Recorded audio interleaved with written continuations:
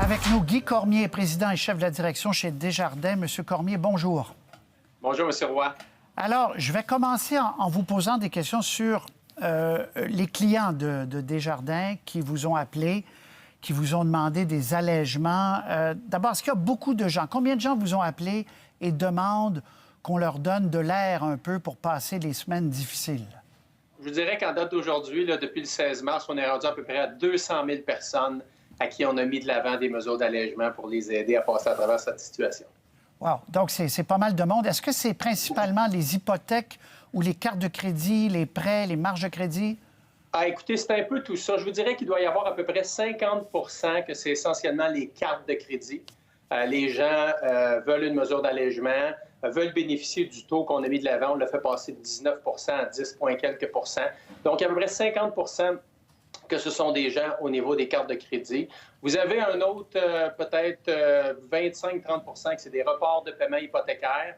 Et parfois, le reste, ça va être des marges de crédit personnel, des prêts. Évidemment, là, je mets de côté, là, on doit avoir à peu près quelques dizaines, peut-être 20-30 000 entreprises aussi sur lesquelles on a donné beaucoup de soutien depuis les dernières semaines aussi, soit en report de paiement ou en moratoire. Bon, jusqu'où on va descendre d'après vos économistes, vos prévisions? Quand vous regardez les prochains mois, comment vous voyez les prochaines semaines au Québec essentiellement, où vous œuvrez? Bien, écoutez, essentiellement, ce qu'on constate, c'est que les gens actuellement sont en train de prendre la mesure de la situation, mais surtout sous l'angle de bien comprendre c'est quoi les mesures gouvernementales qui sont mises de l'avant, est-ce qu'on peut en bénéficier? Nous, actuellement, chez Desjardins, on prend le temps d'appeler les gens qu'on voit qui sont soit en retard de paiement ou on sait qu'ils vont avoir des difficultés pour leur parler plus en détail des différentes mesures gouvernementales ou des mesures de Desjardins. Donc ça, déjà, je sens que les gens font le bon travail à ce niveau-là pour aller chercher le soutien qu'ils ont besoin. Maintenant, la reprise ou la relance va vraiment dépendre de la période de confinement. Je pense que c'est extrêmement difficile. On le voit à travers le monde. Il y a des pays qui commencent actuellement à réouvrir ou à réinstaller une vie en société très tranquillement, alors que d'autres continuent de refermer ça. Alors, c'est difficile de vraiment avoir des prévisions, mais clairement, là, que selon nos économistes, selon nous, le deuxième, troisième trimestre, jusqu'en septembre-octobre, il est clair que ça va être une période là, difficile économiquement, mais on voit déjà que tout ce qu'injecte le gouvernement, les institutions financières, les gens sont au boulot. Moi, je pense qu'à la fin de l'année, on va voir de la lumière au bout du tunnel, là, à tout point. Là. On le souhaite. Jusqu'où vous êtes prêt à aller comme institution pour ne pas que des petits commerçants, des petites entreprises, des entreprises plus grandes ne soient obligés de faire banqueroute?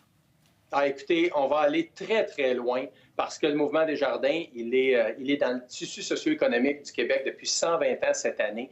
Et vous savez comment on est présent en région.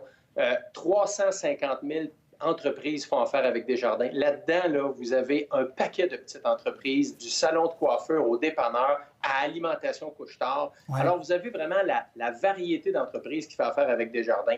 Alors, il est clair qu'on va aller de l'avant, que ce soit par rapport à mettre en place, être la courroie de transmission de tous les programmes gouvernementaux fédéraux et provinciaux qui ont été mis de l'avant dans les dernières semaines, être cette courroie de transmission-là pour faciliter le soutien, mettre en place plusieurs moratoires, plusieurs éléments d'accompagnement.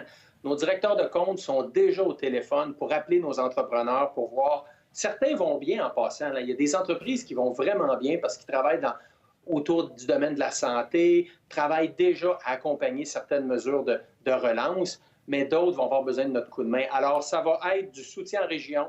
On verse annuellement 80 à 90 millions en dons et commandites dans toutes les régions du Québec, de l'Ontario. C'est clair qu'on va continuer de faire ça. Des festivals, des activités culturelles, des organismes communautaires. On va vraiment aller dans tout ce que le Québec connaît de Desjardins.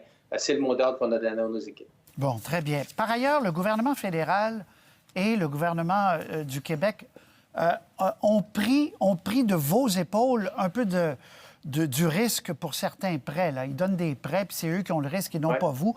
Est-ce que ça vous donne une marge de manœuvre pour être, entre guillemets, plus généreux avec votre monde? Bien, tout à fait, dans le sens où actuellement, on travaille vraiment en partenaire et je pense que c'est comme ça qu'on va sortir de la situation économique dans laquelle on va être et on est actuellement. tout le monde doit mettre l'épaule à la roue. Ce n'est pas un acteur, que ce soit le gouvernement, les institutions financières, les sociétés d'État, les organismes communautaires. Il n'y a pas un acteur qui va régler à lui seul la sortie de la crise dans laquelle on est actuellement. C'est vraiment le travail d'équipe qui va faire qu'on va relancer cette économie-là, qu'on va relancer notre société. Et oui, quand on voit le gouvernement provincial et fédéral faire preuve de grande proactivité comme ils l'ont fait depuis la mi-mars pour mettre en place des programmes, bien, ça vient aider une institution financière comme Desjardins à pouvoir aller encore plus rapidement. Le gouvernement a la capacité financière, a une tolérance pour le risque où ils peuvent aller plus loin qu'une institution de dépôt comme Desjardins.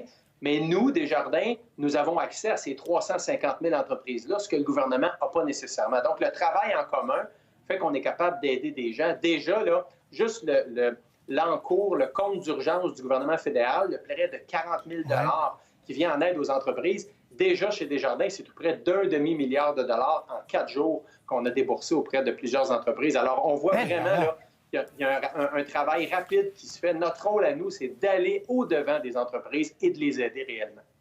Comment, puis on n'est pas devin personne, mais comment va se porter l'économie dans 6 mois, M. Cormier, d'après vous? Bien, écoutez, moi, ce qui me rend optimiste, c'est de voir la rapidité des mesures qui ont été mises de l'avant par plusieurs intervenants dans l'économie. Avant cette situation-là, vous aviez une économie qui se portait bien. Oui, à la fin d'un cycle, mais une économie qui se portait bien. On était en plein emploi. Il y avait de l'innovation, il y avait des projets, il y avait de la demande de la part des consommateurs, des entreprises, et il y avait une offre. Alors, il est clair que là, tout a arrêté brutalement. Mais la rapidité des mesures gouvernementales, le soutien que l'on n'a jamais vu dans une crise précédente comme celle qu'on vit actuellement, me rend optimiste. Je crois que, comme je le disais, d'ici septembre-octobre, ça va clairement être des mois plus difficiles. On va avoir plein d'indicateurs qui vont nous paraître toujours plus négatifs l'un l'autre.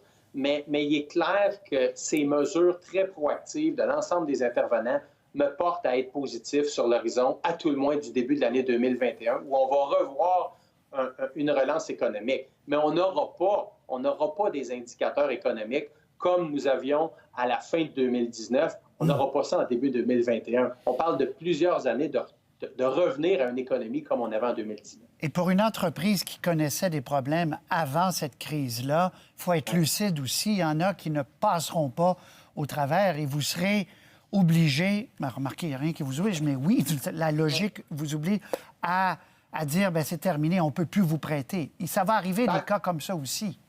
Ben, écoutez, ça va vraiment... La posture que l'on a actuellement chez Desjardins, le mot d'ordre, c'est flexibilité, souplesse et empathie. Alors, on va mettre tout de l'avant pour vraiment accompagner nos entrepreneurs. Ces entrepreneurs-là, ils étaient innovants, ils avaient des bonnes idées, ils avaient du courage avant la crise. La crise est arrivée. Ils n'ont pas perdu leur courage, ils n'ont pas perdu leur capacité d'innover, puis ils n'ont pas perdu leur intelligence. C'est juste difficile en termes de liquidité actuellement. Donc, avant vraiment de dire on met fin à notre partenariat ou on n'aide pas cette entreprise-là, vous pouvez être sûr que le mouvement Desjardins, comme il l'a toujours fait, bien, on va vraiment tout mettre en œuvre avec les programmes gouvernementaux, mais avec nos propres initiatives à nous pour faire preuve d'ingéniosité. Parfois, c'est dans le montage financier. Parfois, c'est en permettant, vous savez, quand vous avez 350 000 entreprises comme Desjardins, on peut mettre en contact des entrepreneurs aussi. 2 entreprises qui ont un peu de difficulté dans le même secteur peuvent peut-être apprendre à travailler ensemble, puis on crée une nouvelle entreprise. Il y a plein d'idées comme ça que Desjardins peut faire à travers son leadership, et c'est clair qu'on va travailler dans ce sens-là. C'est intéressant à entendre. Guy Cormier, président et chef de la direction chez Desjardins, merci de nous avoir parlé en direct aujourd'hui. Merci, bonne fin de journée à vous tous. Au revoir.